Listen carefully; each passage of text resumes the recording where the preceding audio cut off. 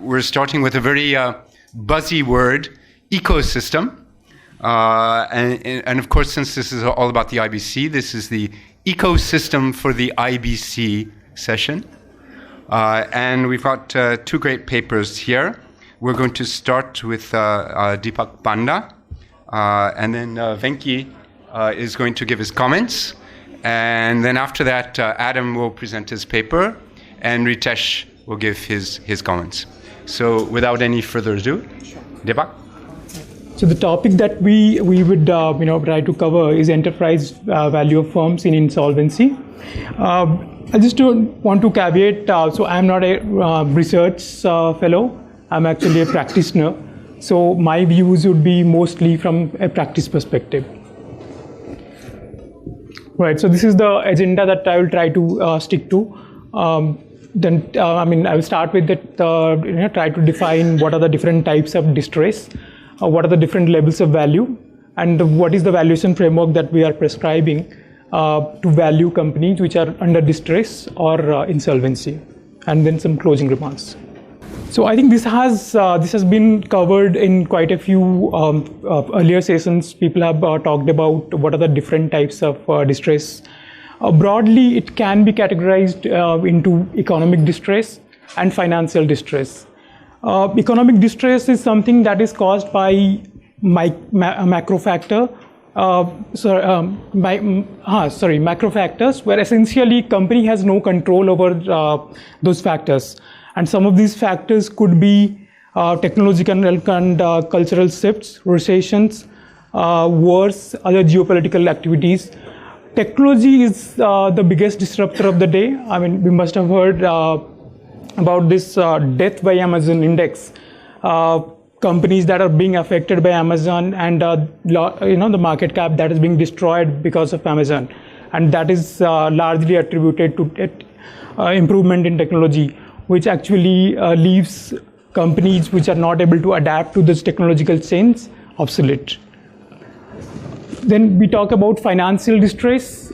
Financial distress, sometimes there is a huge overlap between economic distress and financial distress. Most of the economic distress factors actually do contribute to financial distress.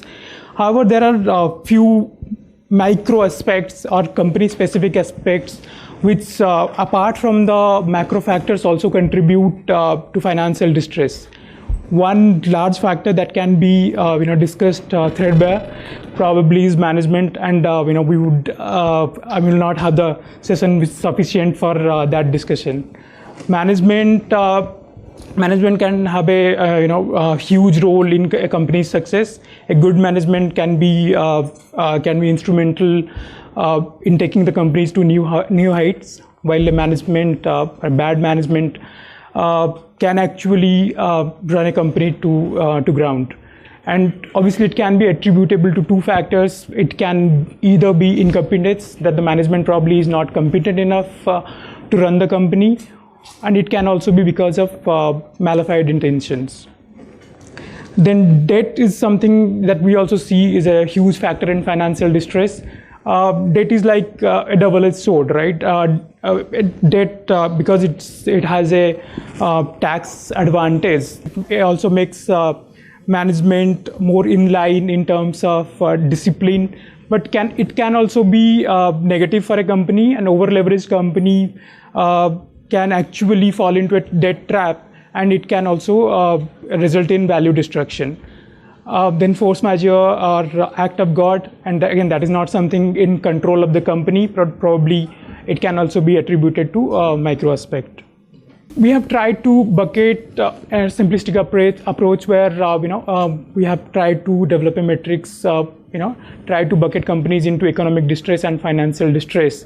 So it's a no-brainer.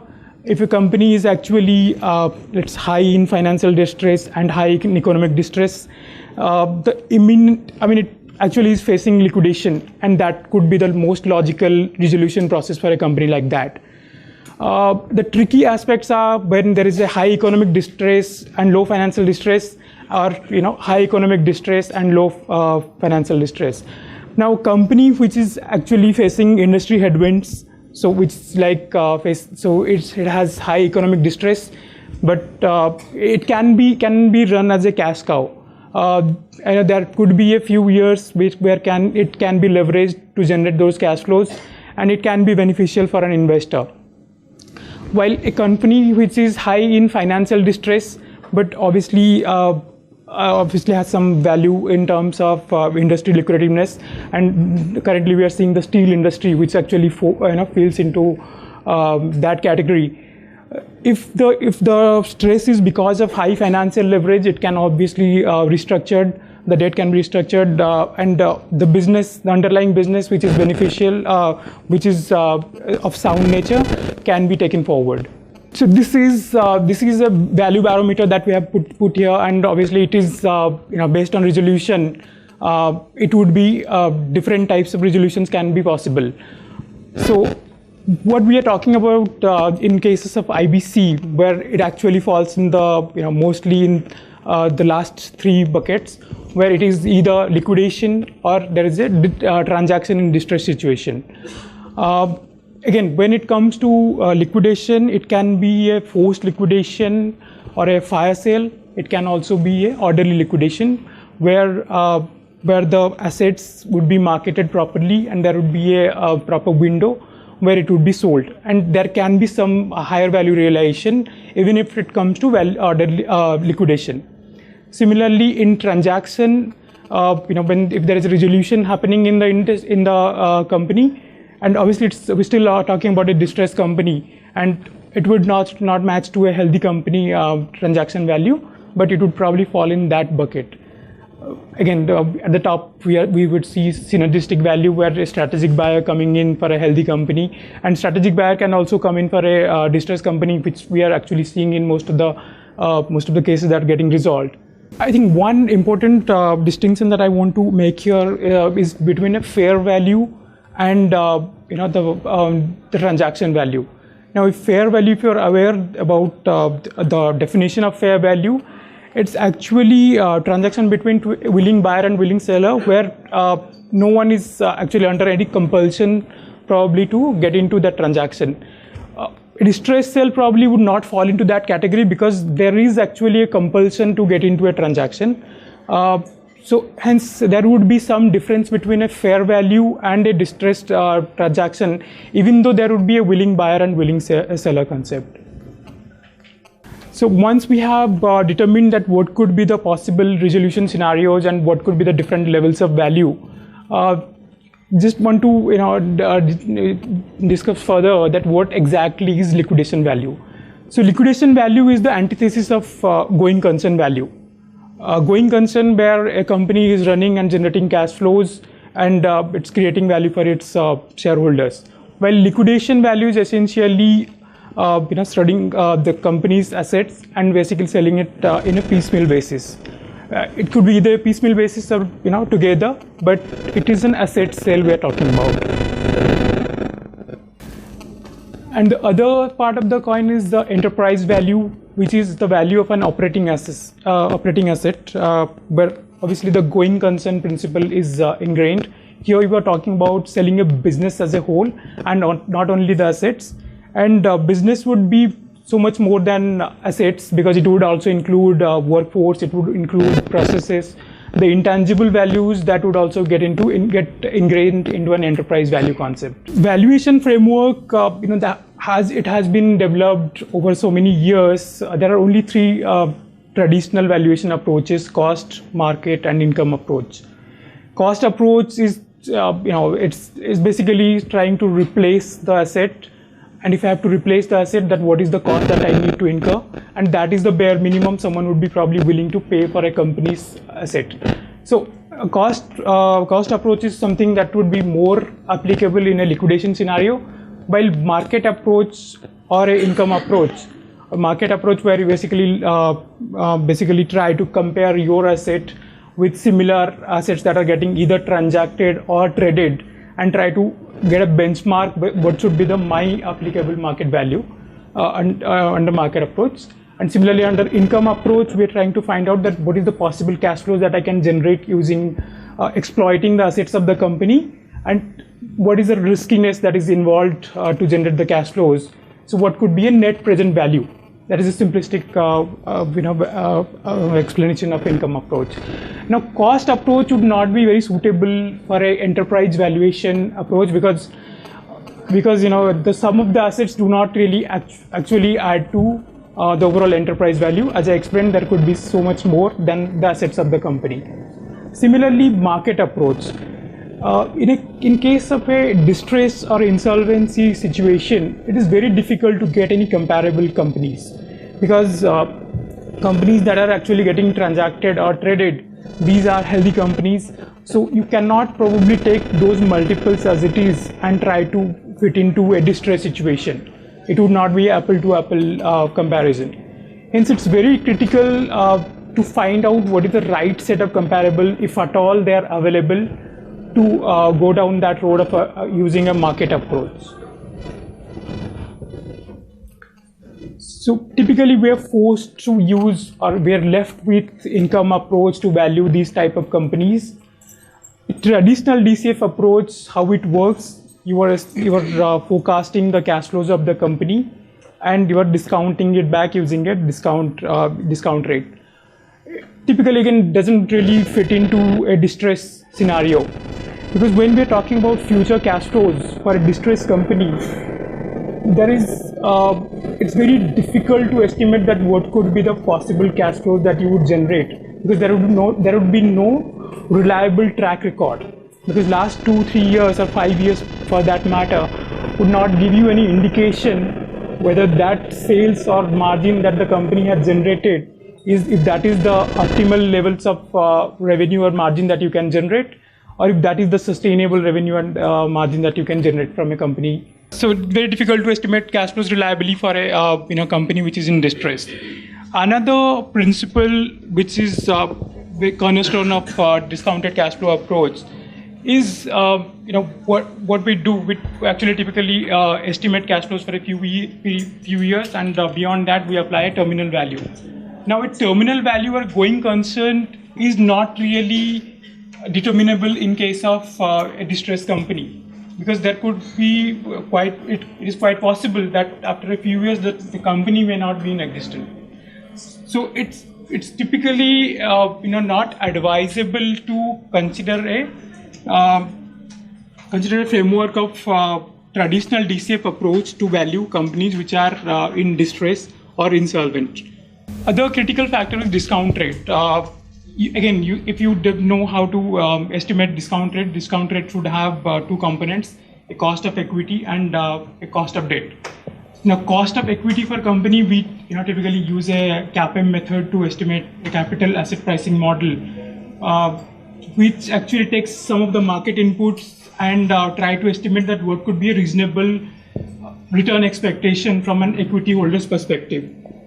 Beta is one key input that goes into this model. Now, beta for a distressed company, it is very difficult to estimate. Even if it is a listed company, if you take a listed distressed company, its historical market prices gives you no indication that going forward how volatile the company would be, right? So doing a historical beta approach probably does not work for a company which is in distress. So what we typically use in such a situation, we try to use a bottom-up beta approach, where we look at comparable companies in that space and try to leverage, because any distressed company would, and we're talking about financial distress, would have high leverage. We try to lever it up to give the effect of high leverage. Similarly, for cost of debt also is not, because we do not really have a reliable cost of debt for a company which is in distress. Again, Indian debt market is also so not so reliable that you do not have the volume or trading in corporate debt market to make a conclusive assessment. Tax rate is again something that you grapple with in case of insolvent companies, because company does not have any taxable income to take the benefit of tax shields. Some of the things that probably you can look at, you can probably look at what is the historical return of ARCs if I mean, there is not much data available in public domain, but historically the return realization of ARCs has been around 20%. That has been a thumb rule. That probably has changed in last couple of years, where after the 595 rule, where the return expectation has probably gone up for the ARCs. But again, we probably can look at some of the global ARCs as well to get a sense that what could be a return expectation from a distressed company. Another mechanism that probably we also follow is probability of liquidation, where we look at a distressed company as a healthy company. In two parts. Either there could be two binary results here. Either the company would operate as a going concern, or it would go into liquidation. Now, if it operates as a going concern, that what is the going concern value? And you apply that what is the chance of success of that company staying as a going concern. And if it goes into liquidation, that what is the salvage value that probably you can get, which is again a liquidation value. And you do a probability weighted average to get to a value of enterprise in insolvency. Now, how to get to a probability of liquidation? Again, there is no one set formula. We do look at companies' junk bonds essentially to estimate what could be as a proxy for probability of liquidation. Probability of default from junk bonds gives you some indication that what could be a range of probability of liquidation. But probability of liquidation would be much lower than probability of default for junk bonds. So you'll have to make that subjective assessment. So I think the concluding thoughts essentially is the traditional valuation methodologies are not a fit for companies which are into insolvency or in distress, and you will have to adopt the traditional valuation methodologies to get into more scenario analysis, more sensitivity analysis to value companies which are in distress or insolvency. So I will just what I'll do is I'll just summarize it in one slide, but then take it forward to what I think is happening in India, and especially when it comes to valuation of distressed firms. And I think I would have really liked to see some numbers, because if we are talking about valuation of distressed firms, if there is an example of how because there are multiple approaches to value these firms, and it'd be useful to see one example. But since we don't have it, so we will take whatever Deepak said. So we'll all agree that his gospel, and so we will just sort of summarize what he said. So the enterprise value, as he said, was just a combination of the liquidation value, and I would call it as something like a going concern premium. Something that you pay for this firm to last for a longer time.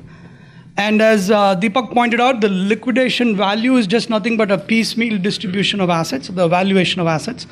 And the interesting thing is these are all real assets that can be sold, so intangibles typically don't get valued in this liquidation. It's hard to value for liquidation. But if you think about the context of liquidation value, which has to be disclosed, and again, there are a lot of lawyers in this place, and as well as people who have drafted this law.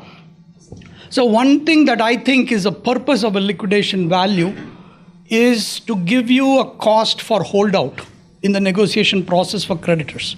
So if you think about it, if I want to drag on, eventually the creditors are not going to agree on a resolution plan, then this is what I'm going to get. So it gives you a lower bound for holding out problem. So if you think about a traditional negotiation or bargaining game, holdout is a strategy that people can use. So liquidation value, in my opinion, signals what is that cost of that holdout. And I think it's a very important input to the decision or the strategy of the creditors in this group. So I think that part of it never gets highlighted, but I thought I will lay that out. And of course, liquidation value is not one magic number that everybody will agree, because it also depends on the mode of sale. If you're doing a fire sale, the value could be much different to doing it in an orderly fashion. And the other important thing about liquidation value is the asset specificity, which means the value of the assets, the specific usage of those assets. So for example, if you're thinking about a coal mine, which could be an asset or the rights to a coal mine, the specific value of the asset to let's say a steel manufacturer could be quite different to somebody else. So the specific nature, the ability to take that and apply a valuation as on a generic basis is somewhat contentious, but at least you can argue that we can make a couple of different models and say this liquidation value for this particular user could be X, and that's possible. So the going concern premium of course includes assuming the company comes out of distress, so there is a lot of cost of transitioning out of distress which you need to factor in. And again, here too, the going concern premium could vary widely between who is buying it. So the synergy gains could be quite different for different players. So coming up with these values is an art. I mean, in the sense there is quite a bit of involved work that needs to be done. And as Deepak pointed out, there are strategies out there, and if you look at any typical textbook, that will give you those approaches that you can have. But at the end of the day, there is a whole lot of market-wide information that feeds back. Like he was giving an example of junk bonds. So that's how it works in. So let me get down to what's happening in India. And so I want to more like throw out questions here as opposed to answering them. So the first round in India was that the liquidation value was supposed to be disclosed as part of the process. And what happened was very quickly everybody gravitated towards that. So the going concern premium was pretty close to zero. So what you eventually had was something like a bad sense of a pooling equilibrium, where people, all types of firms, even those that are supposed to survive, end up going for liquidation. So, and I think Mr. Sahu was talking about it in the sense maybe there is quite a bit of evolution. In the beginning, it is probably resolution, then liquidation, and so on. So there is a variety of possible outcomes that are there. But of course, if you follow through that, the lenders need massive recapitalization, which is probably not going to happen. So lenders are not going to agree to this. So the question really is, what is causing this? What is the genesis of these outcomes? So a simple explanation could be that, people are learning, they're figuring out how to value these firms. So that's a more charitable root cause. The more structural root cause, which I think is probably driving a lot of this, is that there is a huge asymmetry. We talked about trust deficit in the morning. So which means there's an asymmetry between firms and lenders, because we have promoter-driven firms, and then between the current lenders and new investors. And there's not enough market pressure on the existing lenders to aggressively recapitalize and seek solutions, especially for state-owned firms. And then there are these institutional gaps. We heard about DIP financing, the debtor in possession financing. So which means that within a time window, you have to come up with a resolution plan that is acceptable to all creditors or majority of the creditors, when you don't have lifelines like a DIP financing, which will allow you to last longer. So which means certain bad outcomes can be avoided if you do have that lifeline. And of course, there is also a regulatory overdrive of shifting rules, which can be, again, justified because we are learning in this process, but that does add to the risk premium that people might demand. So given that, what are the interventions that we have proposed in the second round? Of course, we have now introduced a fair value disclosure. So again, coming back to it, if you don't know what the root cause is, then obviously the solution is not going to address it. And for example, things like fair value disclosure, which is going to be made by a valuer, how is it going to work out? It's going to be very hard to get a fair value, because again, there has got to be a lot of assumptions. And at the end of the day, the person who is going to suggest it is a valuer, is not somebody who's going to run the company. So it is going to be quite a bit of debate that will happen once this comes out of it.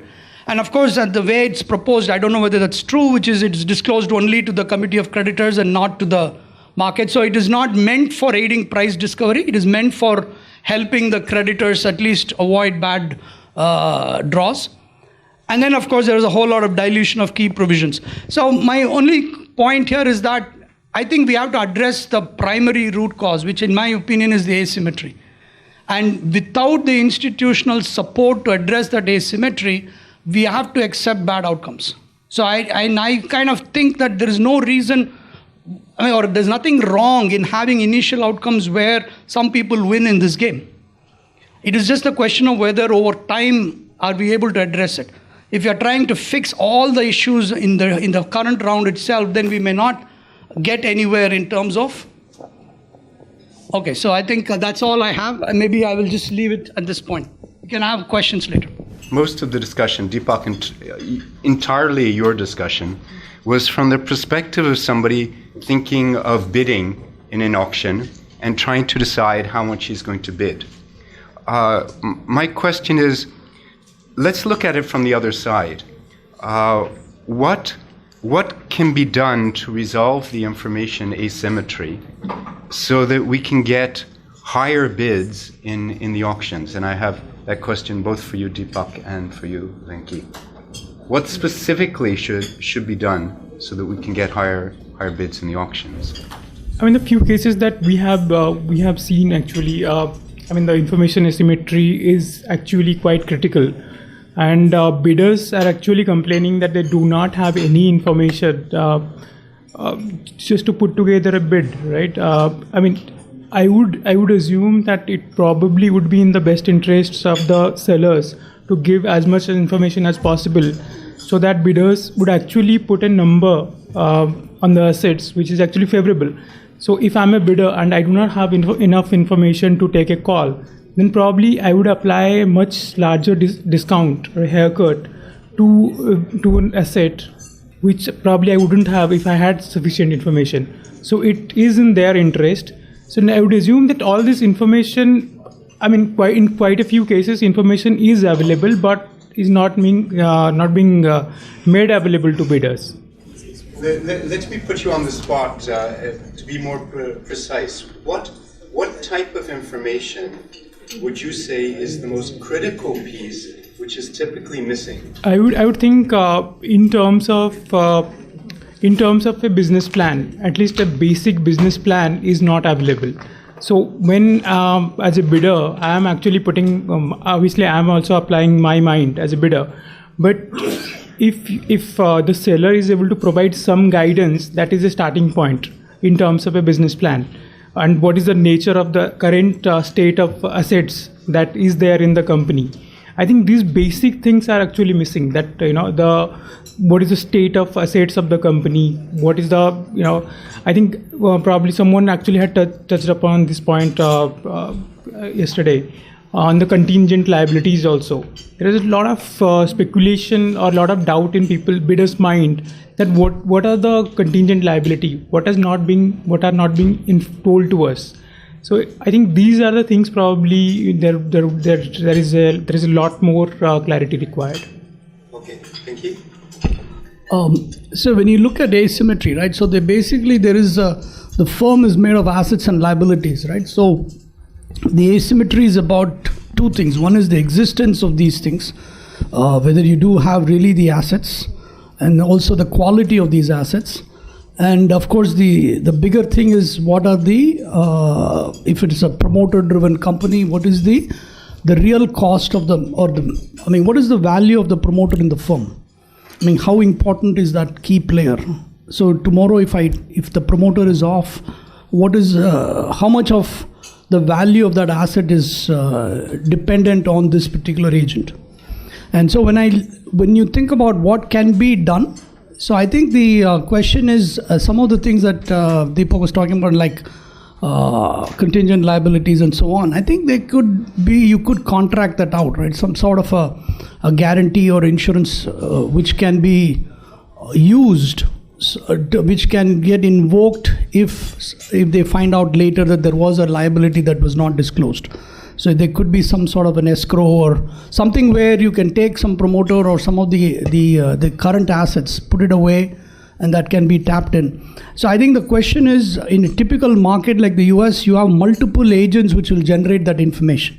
So for example, you could have junk bonds, you have the debtors in possession. So there are a whole lot of people who could generate information in that process. So here we are entirely dependent on the firm and the lender. And clearly there is an asymmetry between the firm and the lender themselves. And then you have also new investors wanting to come in. And so then the question is, how do you resolve that? So I think whoever, in this case, if the creditors are wanting to sell, and I think if they can give a contract where they say if something comes up later, I will repay you to the new investor. So that gives them a confidence to step in and increase the bid. Because ultimately that's what matters, So the bid is, I would not worry more about the business plan, because most of these assets, the companies which are bidding for these assets, they are in the same business. So they know what to do with these assets. So the question really is, what are the liabilities, and whether the promoter has certain things that are, so critical to the running of this business that it's important that that information is revealed upfront. So less of a question, more of a comment to, the rationale we are discussing as to information asymmetry and how best to deal with it. So in general, M&A, if it's not a distress scenario, it's the seller who gives certain reps and warranties on the existence or quality of assets.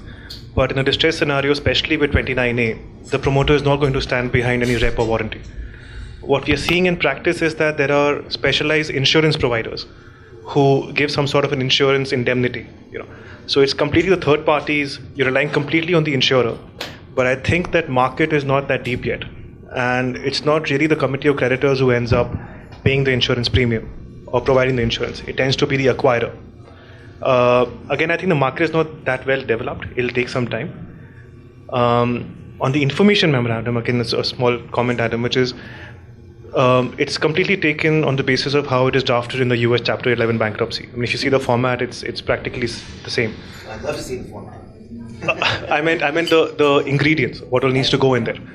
The format is unfortunately differs from every RP to RP, and again, it tends to be confidential. You need to sign a confidentiality undertaking to get it, or the next day you could find it in Economic Times, but there's no other way of getting it. But I agree, if there's some way, maybe IBBI could standardize and keep, and for academic purposes, if they could be kept confidential, I think that'll be a very good data set to understand how companies are being valued and what the creditors are getting out of it. There's not a form, but are practitioners beginning to use a common template? Sure. Are there forms that are being distributed among people Sure. in the system? So I think what tends to happen is many companies, in any case when an RP goes into a company, most of the records of the company are not kept very well. So it's difficult to standardize it. I'm sure, we've got Shelley in here, we've got Anuj here, who actually act as RPs. So maybe they are better equipped to answer that question. But from what I understand, standardization is turning out to be difficult because the quality of information keeping in the company itself has been of a rather poor quality. The insurance company will not come in if they also face the same asymmetry. So the question really is, can we give any incentives for promoters to reveal information? So the absolute priority violation you can legally put in place and say, look, the promoter will get some skin in the game to reveal information. So that's the kind of a broad thinking that we should bring in, because if you expect, like you said, promoters to do it, they will never do it if they don't get anything back. I think that's a larger policy question of whether you want 29A barred promoters to still have some equity stake at the end of it. There was one case in which I think the banks offered 8% equity to the old promoters, and they were 29A barred, but 8% does not mean that you have management or control of the restructured entity. It's a minor stake. But I think the committee of creditors put their foot down, and they said that even 8% equity upside should not go to the old promoters. If at all, it should come to the committee. So I think from a political and policy perspective, I doubt if that's feasible. So my question was to Venki. So you mentioned that while calculating the liquidation value, you have to take into account the holdout cost. So I was wondering, because you go into liquidation only, in most cases, usually because you have not been able to solve the holdout problem and therefore the time period has run out. So why should holdout cost be factored into the liquidation cost at that point of time? Shouldn't it be a part of rather the going concern premium? Actually, what I said was liquidation value provides indication of the holdout cost. It's not like holdout cost is included. See, if I am a creditor, let's say I'm part of this group of creditors, and if I choose to hold out and force the liquidation, so then I know this is what I'll get. So it is an indication of the holdout cost. It's not holdout cost is calculated separately and added to it. My question is liquidations, companies which go in liquidation, do you think it's worth trying the idea that the lenders may, all the COC members may be given kind of a first right of refusal to buy out the entire COC at the liquidation valuation? Because I suspect that liquidation decisions may not always be value driven, and sometimes may be a reflection of the indecisiveness of COC members to really take a decision. So in that sense, to disincentivize them to take a liquidation decision, a first right of refusal should be given to all the members to say that I'm willing to buy out all of the COC at the liquidation valuation. See, the problem is these creditors are not on even footing. So there is no market force which prevents a state-owned bank from getting out. So there's no cost to it. On the other hand, if it's a private bank and if it's holding on to some bad asset and it's holding on just like that, it is going to pay a price. So I think the problem is in India, it's a very unique that you do have this combination of creditors with different governance structures. And so I think it's, for example, in the US, it is an opportunity cost, right? So if you hold out, there is a cost to you, which you have to pay. So eventually it's a business decision or a strategic decision to decide whether to hold on or not. So yesterday, the question of information asymmetry came up.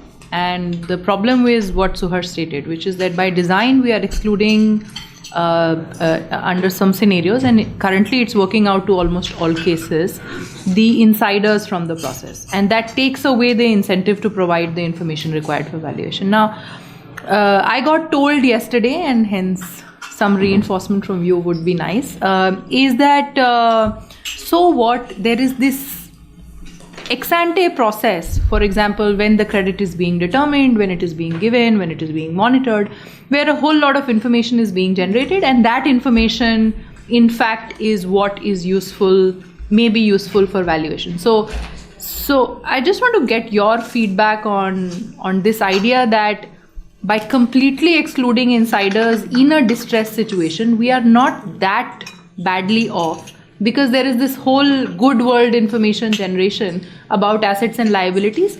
Probably so far we haven't paid so much attention to it. See, if that is the case, then the lenders have done a very poor job to reveal that information to the marketplace.